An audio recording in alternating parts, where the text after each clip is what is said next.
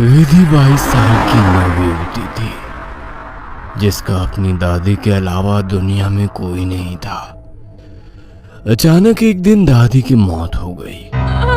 विधि अब दुनिया में बिल्कुल अकेली रह गई थी। उसके बॉयफ्रेंड सनी के अलावा अब उसका इस दुनिया में कोई सहारा नहीं था।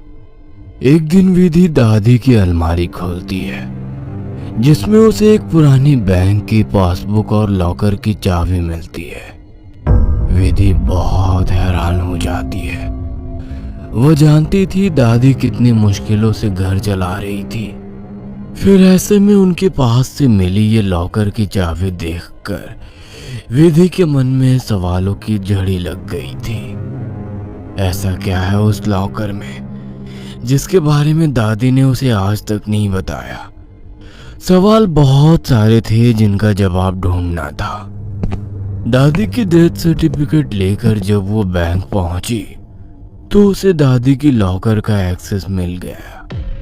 उत्सुकतावश उसने लॉकर खोला तो उसमें सिर्फ उसे कुछ कागज दिखाई दिए। विधि कागज लेकर घर लौट आई।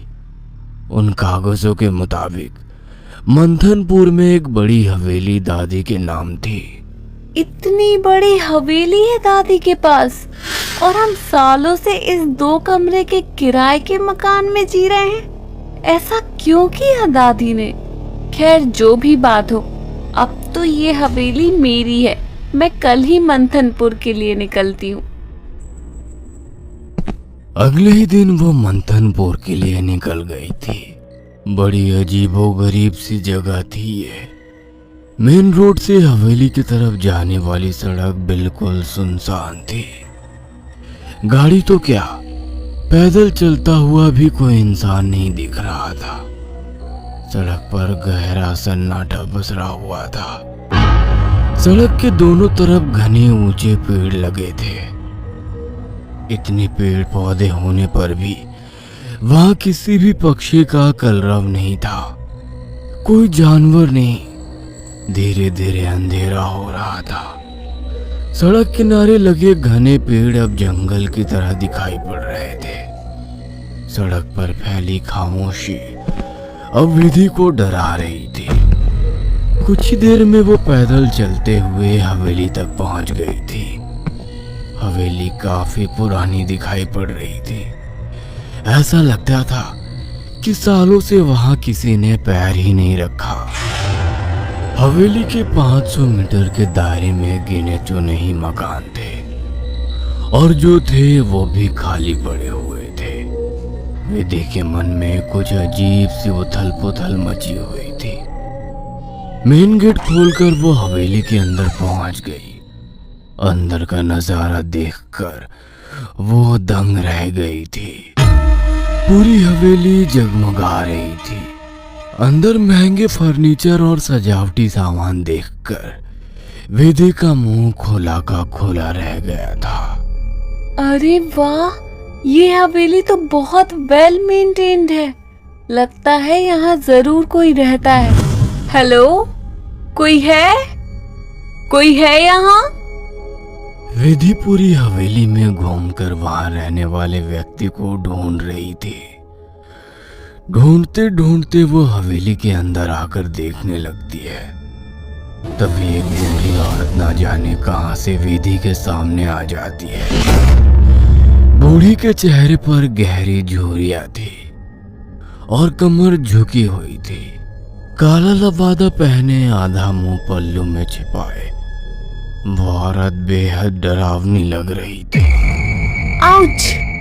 डरा दिया आपने। क्यों आई हो यहाँ? लौट जाओ। मैं कहीं नहीं जाने वाली। ये मेरी हवेली है। बाय द वे, आप कौन? यहाँ कोई नहीं रह सकता। शैतान रहता है यहाँ। लौट जाओ। शैतान? Very funny. अच्छा, तो हवेली हड़पने के लिए ये स्टोरी बनाई है आपने? विधि कुछ कहने वाली होती है, तभी वो देखती है कि बूढ़ी औरत हवेली की ओर देखकर कुछ सकपका गई है। और अपना चेहरा ढकते हुए वो अचानक ही अंधेरे में कहीं गायब हो जाती है। बड़ी अजीब औरत थी, कुछ स्ट्रेंज ही जगह है। विधि हवेली के अंदर आ जाती है और अपना फोन निकालकर सनी को कॉल लगाती है। हेलो सनी, तुम विश्वास नहीं करोगे, ये हवेली तो हमारी सोच से भी ज्यादा खूबसूरत है। तुम बस जल्दी यहाँ आ जाओ। हाँ हाँ, मैं आज रात को ही निकलता हूँ, सुबह मिलते हैं, बाय। अगले दिन सुबह सनी भी हवेली पहुँच गया था। अरे यार, कहाँ फंसा दिया विधि ने, अंदर जाने तक का रास्ता नहीं है, हर तरफ झाड़ियाँ पेड़ पौधे, ऊपर से मुझे कहा कि मेरी सोच से भी ज्यादा खूबसूरत है हवेली माय फोर्ट। सनी बड़बड़ाता हुआ मेन गेट से अंदर जा रहा था। बाहर का कंपाउंड क्रॉस करने के बाद अब वो दरवाजे के सामने था। उसके नॉक करने से पहले ही दरवाजा खुद ब खुद खुल गया। सनी हैरान रह गया था। अंदर पहुंचकर उसने देखा हॉल में कोई भी नहीं है। विधि को पुकारते हुए वो अंदर बेडरूम की ओर बढ़ गया। बेडरूम के अंदर का नजारा देखकर सनी ने दांतों तले उंगलियां दबा ली। विधि अंदर बेड पर बैठी हुई थी। उसके लंबे बाल खुले हुए थे और उसके चेहरे को ढके हुए थे। बालों के बीच से उसकी लाल खून आंखें दिखाई पड़ रही थी। दोनों हाथ और पैरों की मदद से वो बेड पर ऐसे बैठी हुई थी मानो कोई जानवर हो। उसकी खूबसूरती गुलाबी त्वचा जगह जगह से कटी थी और सफेद पड़ गई थी। विधि को देखकर सनी जोर से चिल्लाया, विधि, ये क्या हो गया तुम्हें? सनी की बात सुनकर विधि ने डरावने अंदाज में गर्दन टेढ़ी की। अब उसके चेहरे पर से कुछ बाल हट गए थे। वह भयानक आवाज के साथ हंसने लगी।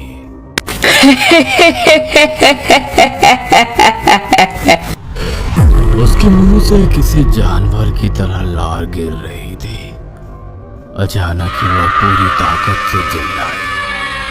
विधि के बाल हवा में उड़ रहे थे और चेहरा चीखते हुए और भी भयानक होता जा रहा था। काले दांत और सफेद पड़ चुकी आंखें आकार में बड़ी होती जा रही थी। सनी के अंदर और देख पाने की ताकत नहीं बची थी। अपनी पूरी ताकत लगाकर वो कमरे से बाहर की तरफ भागा। बाहर हवेली के दरवाजे तक पहुंचा ही था कि विधि की दर्द से भरी आवाज सुनाई पड़ी। सनी, मुझे छोड़कर मत जाओ, मुझे बचा लो। सनी, ये मुझे नहीं छोड़ेगा। बहुत दर्द हो रहा है, बहुत दर्द हो रहा है। विधि जोर जोर से रो रही थी और सनी को रोकने के लिए बोल रही थी। विधि की ऐसी दर्द भरी आवाज सुनकर सनी तड़प उठा और दौड़कर उसके कमरे की तरफ वापस आ गया। ये सब क्या हो गया विधि? ये सब क्या हो गया? मैं क्या करूं, बोलो। बहुत भूख लगी है, तेरा खून पीना है। इतना कहकर विधि अजीब तरीके से मुस्कुराने लगती है और अपने हाथों और पैरों की मदद से जमीन पर रेंगते हुए सनी की ओर बढ़ती है। सनी बिजली सी तेजी दिखाकर कमरे से बाहर निकल आता है और कमरे का दरवाजा बाहर से बंद कर देता है। सनी की कुछ समझ नहीं आ रहा था। वो विधि की मदद करना चाहता था। उसे ऐसी हालत में छोड़ना उसे मौत के मुंह में धकेलने जैसा था। वो बाहर जाकर मदद मांगने का निर्णय लेता है और तुरंत बाहर निकल आता है। हवेली के अंदर दूर दूर तक केवल सन्नाटा छाया हुआ था। अंदर से रह रह कर विधि की दर्द भरी चीखें सुनाई दे रही थी। मदद की उम्मीद में सनी दौड़ते हुए आगे भागे जा रहा था। तभी उसकी नजर एक चर्च पर पड़ी। चर्च काफी जर्जर हालत में था। सनी इधर उधर देखता हुआ अंदर पहुंच गया। दोनों हाथ आपस में बांधकर वो फूट फूट कर रो रहा था।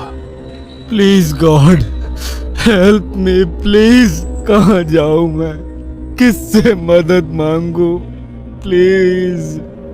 कोई प्रॉब्लम है क्या, मुझे बता सकते हो?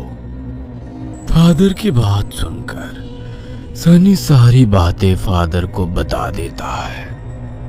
परेशान मत हो डियर, मैं तुम्हें हॉली वाटर दे रहा हूं, जाकर अपनी गर्लफ्रेंड के ऊपर छिड़क देना। God bless.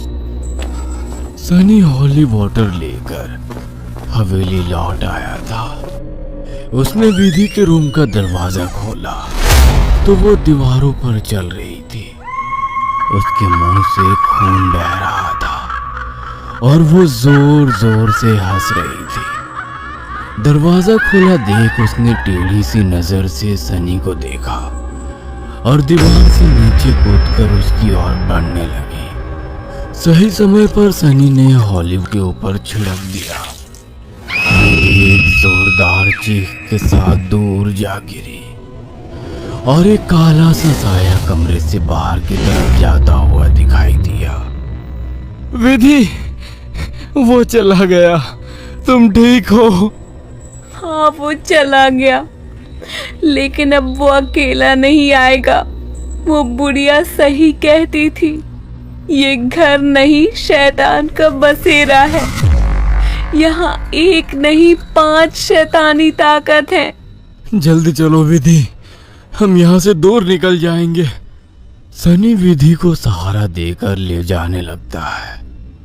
तभी विधि की आंखें पलट जाती है और वो सनी को दूर धकेल देती है। सनी जाकर दीवार में टकरा जाता है।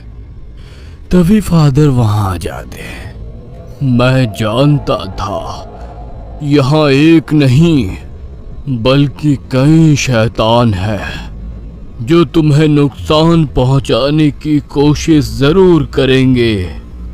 तुम्हारी दोस्त पोजेस्ड है, यह आसानी से उसका शरीर नहीं छोड़ेंगे, मुझे ही कुछ करना होगा। फादर हॉली वाटर को विधि पर छिड़कते हैं, जिससे कुछ पल के लिए शैतान कमजोर हो जाता है। उसी समय वे दोनों उसे बेड से बांध देते हैं। उसके बाद फादर प्रेयर बोलने लगते हैं और वाटर की कुछ बूंदें उसके ऊपर गिराने लगते हैं। विधि पूरी ताकत लगाकर चीख रही थी। फिर कुछ देर बाद अचानक उसने चीखना बंद कर दिया। भयंकर सी आवाज में उसने कहा, ये मेरा शिकार है, तुझे क्या लगता है इसे बचा लेगा?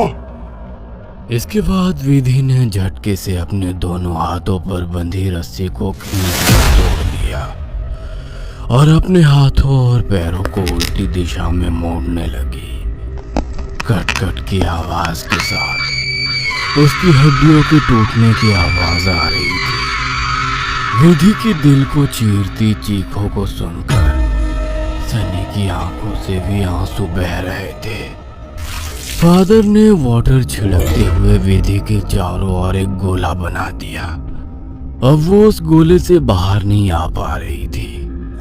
फादर लगातार प्रेयर कर रहे थे।